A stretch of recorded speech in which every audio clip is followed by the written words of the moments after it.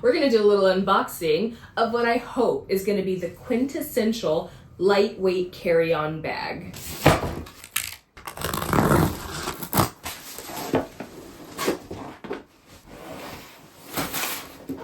Ooh, I'm excited.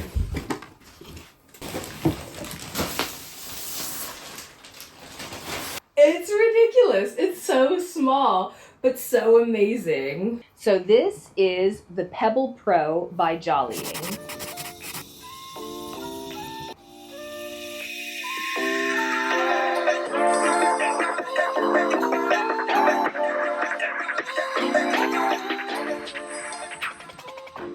It is made of a polycarbonate 4-layer shell, which means that it's incredibly durable. It's supposed to be crack resistant. And what's nice is that you should be able to take like a magic eraser, just scrub this bag after use, and it'll look like new again. It comes with a little sponge, so after you're done traveling, you can do a wipe down. It is 22.24 inches tall and 15.75 inches wide. In its compressed state, it is 4.33 inches deep. Now, what's crazy is that if you're laying this down on its side, it is slightly deeper than a tube of lipstick, but actually shorter than a can of sparkling water, which is bonkers. Like this, it is 9.06 inches. When you've come home and you have to put your bag away, this will slide into your closet. So simple.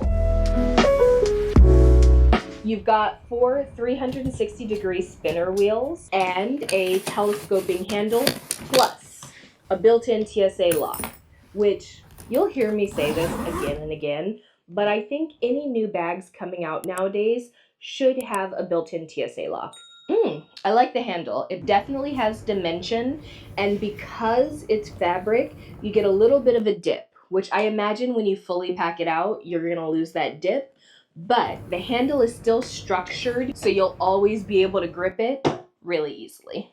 Ooh, those wheels. Those wheels spin really nicely for how small they are, because I've got other bags that have chunkier wheels, but the other thing about it is that when they're measuring your bag, they're measuring from the top of your handle to the bottom of the wheels. So if you have very big wheels, they are taking up your bag's space. So if you can figure out how to roll smooth on the world's smallest wheels, more power to you.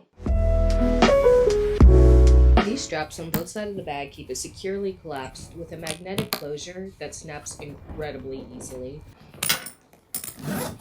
So let's take a look at the inside.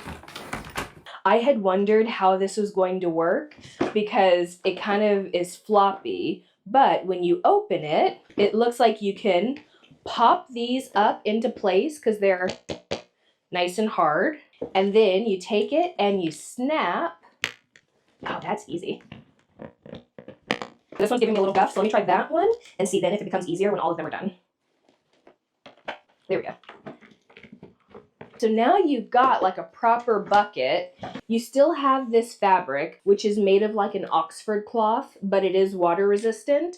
However, if you knock down, then you can feel the resistance there. Okay, so this little strap that holds the bag closed in its compressed state is magnetic. So they also put a magnet in here so that you don't have any floppy bits. So now, once we're looking at inside, this is actually a sizable bag. You probably think I'm gassing you up talking about how excited I am about this bucket of a bag. This is something I've been saying I've been wanting to try for a while, because having equal depth means it's hard to put something like shoes in. Let's say I want to pack these shoes. They are thick and chunky. If I put them in this bag here, I still have room to put an entire packing cube over them. This is her opened up, fully extended. I also like how easy it is to bring this back down to its compressed size.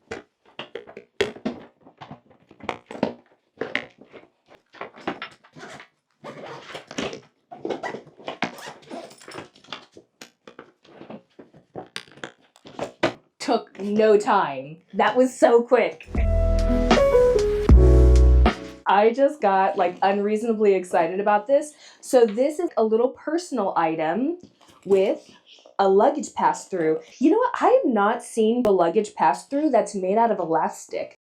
And that slips on so nice. On the front, you can see this little circle. On the back of this bag, you have this circle. I kept on thinking, I was like, do I have to press it?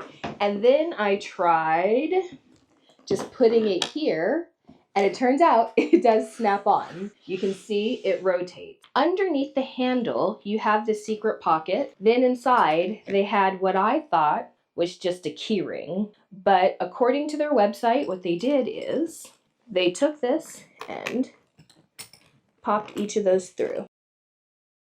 But now, because you have the touch point there and this touch point here, it's much more secure. To unsnap it, all you have to do is unlock and pull. And how easy is that when you get to your seat? And when I get my bag from the overhead bin, you know people are like rushing to get off the plane, so you don't want to spend a bunch of time messing around. But now we're ready to go.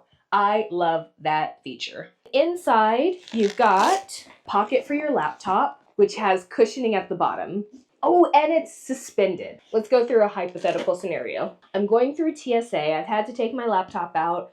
I'm done. I'm putting it back in. I just have to put it in the pocket, let it go, and it drops into a protected area. I'm not going to have to worry about that getting broken. And then if I had like a small tablet, I would probably put that on the front. Obviously, it can go into the laptop compartment, but I like the ease of access of having it here. What is that? Is there another secret pocket that's directly under the handle? That's really small. Keys. Oh, with a key ring. Look, let me just tell you, bags that don't have a place for your keys burn my buttons just a tiny bit. So to have a dedicated pocket in a hidden place that is hard to get to because it's under this strap, but also easy enough for you to get to, I love the thoughtfulness of having a pocket dedicated to your keys. Because it's attached, I'm kind of wondering, do you think when you're boarding the plane, do they count this as one bag or two bags? Because I am curious to know if I could take both of these and still have like a little crossbody or a handbag with me for some extra items. So that is my first impression of the Jollying Pebble Pro. Honestly, what a cool concept of the bag. I love that it's bucket capacity to pack. I am excited about the idea of being able to fill up my packing cubes and put them on one side of the bag. I am so excited to travel with this bag. Otherwise, ciao!